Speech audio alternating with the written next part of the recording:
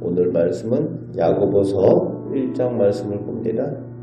오늘부터 보는 야고보서는 공동서신 혹은 일반 서신이라고 부르는데, 바울 서신과 같이 특별한 수신자가 정해져 있지 않고 보편적인 대상을 수신자로 해서 기록을 하는 서신입니다. 그래서 바울 서신처럼 어떤 교회, 에베소서, 빌립보서 그 대상, 그 교회를 대상으로 하지 않기 때문에 이 야고보서는 그 편지를 기록한 사람의 이름을 써서 야고보서라고 부르게 됩니다. 성경에는 이 야고보라는 이름이 많이 나오는데, 이 편지에 기록된 시기를 볼 때에 이 야고보서가 바울의 로마서 이후에 기록되어진 것으로 볼 수 있기 때문에 이 편지를 기록한 사람은 그 사도 중에 예수님의 동생인 야고보로 봅니다. 왜냐하면은 그 사도로서 활동했던 사람 중에는 야고보, 요한 이렇게 했을 때에 세베대의 아들 야고보, 이 야고보는 그 아그리파 왕 때 죽었기 때문에 일찍 순교를 했기 때문에 이 서신을 쓴 시기와 맞지 않아요. 그래서 이 야고보서를 쓴 사람에 대해서 생각할 때에 예루살렘 교회에 또 사도로서 활동을 했던 예수님의 동생 야고보가 쓴 서신이 맞다라고 봅니다. 이 편지를 쓴 시기가 오늘 본문의 내용들도 우리가 볼 수 있지만 고난 중에 있는 성도들에게 편지를 쓴 내용으로 봐서 로마 박해 중에 쓰여진 것으로 보여집니다. 그래서 이 편지는 바울 서신 로마서에 믿음으로 의롭다함을 얻는다라는 이신득이에 대해서 그 말씀을 오해해가지고 말씀을 듣고 믿음이 있다라고 생각을 하지만 실제로는 믿음의 실천을 가지지 않는, 그냥 믿음으로 의롭다함을 얻는다라는 그 말씀을 오해한 사람들에 대해서 진정한 믿음은 말씀을 듣고 끝나는 것이 아니라 그 말씀으로 삶 가운데 실천해 나가는 것까지가 진정한 믿음이다 라고 가르쳐주는 내용이 이 야고보서라고 볼 수가 있습니다. 오늘 말씀은 로마 박해 중에 쓰여진 것으로 로마 황제 네로 시기에 이 야고보서가 쓰여진 것으로 대체로 추정을 하고 있습니다. 오늘 말씀 2절부터 11절에서는 지금 그리스도를 믿는 중에 당하는 믿음의 시험과 시련이 있는 상황에서 그 고난을 이겨낼 인내와 지혜를 믿음으로 하나님께 간구할 것을 권면을 하고 있습니다. 그러면서 5절에서 8절에서는 기도하는 원리, 응답의 비결을 설명을 하고 있죠. 하나님 앞에 그 시험을 이길 수 있는 지혜를 구하라 라고 하면서 어떻게 기도하는 것이 응답되어지는 기도인가 라는 것에 대해서 간단하게 정의를 해주고 있습니다. 우선 무엇보다도 간구하는 믿음의 대상이 후히 주시는 하나님이시라는 거예요. 내가 기도하는 대상이 후하게 주시는 사랑의 하나님이시라는 겁니다. 그분을 믿고 기도한다는 거예요. 그것이 확실해야 된다는 거죠. 그리고 의심하는 두 마음을 품지 말라고 합니다.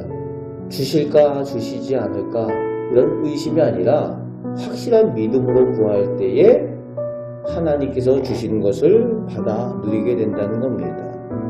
반드시 주시는 하나님을 믿고 구하는 기도가 응답되는 기도라고 기도의 비결을 가르쳐주고 있습니다. 그래서 우리가 기도할 때에 하나님의 능력, 창조하시는 하나님의 능력, 사랑의 하나님의 그 은혜, 그것을 기억하고 기도할 때에 우리의 기도가 응답되어진다는 거예요. 하나님의 능력을 의심하지 않고 하나님의 사랑을 의심하지 않고 기도할 때에 우리의 기도가 응답될 줄로 믿습니다. 그 기도의 능력을 체험하며 사시는 우리 성도들 되시길 바랍니다. 12절부터 18절까지에서는 시험과 환난을 견디어내는 이에게 주시는 생명의 면류관, 그것이 상급으로 주어진다는 것을 제시해주고 있습니다. 그 확실한 믿음을 가지고 목표를 가지고 환난 가운데 시험 가운데 견디어내라는 거죠. 그러면서 성도 개인이 당하는 시험과 유혹을 왜 당하는가 그 원인에 대해서 설명을 하는데 무엇보다도 욕심 때문이라는 거예요. 땅에 있는 것들을 보게 되는 그 속이는 것들에 의해서 흔들린다는 겁니다. 그것에 속으면은 시험을 이길 수가 없다는 거죠. 외적인 그런 박해와 환난도 있지만 성도 개인이 가지고 있는 물질에 대해서, 타락에 대해서 정결하지 않은 그런 죄로 인한 욕심으로 인해서 시험당하고 어려움을 당한다는 거예요. 그것을 이길 수 있는 믿음의 지혜가 필요하다는 겁니다. 그것을 설명하면서 경계를 해주고 있습니다. 그리고 19절부터 마지막 27절까지에서는 야고보서의 핵심의 내용이 이제 기록이 되고 있죠. 말씀을 듣기만 하고 행함이 없는 사람은 자신을 속이는 사람이다 라고 설명을 합니다. 진정한 믿음이 없으면서도 믿음이 있는 것처럼 속게 된다는 거예요. 말씀을 듣고 행하지 않으면은 마치 내가 믿음이 있는 것처럼 착각을 한다는 겁니다. 그래서 거울을 볼 때는 내 모습이 이렇구나 라고 하지만 금방 돌아서면은 내 모습이 어땠는지 금방 잊어버린다는 거죠. 그거와 같은 모습이 말씀을 듣기만 하고 행하지 않으면, 실천이 없으면 그런 믿음이라고 설명을 하고 있습니다.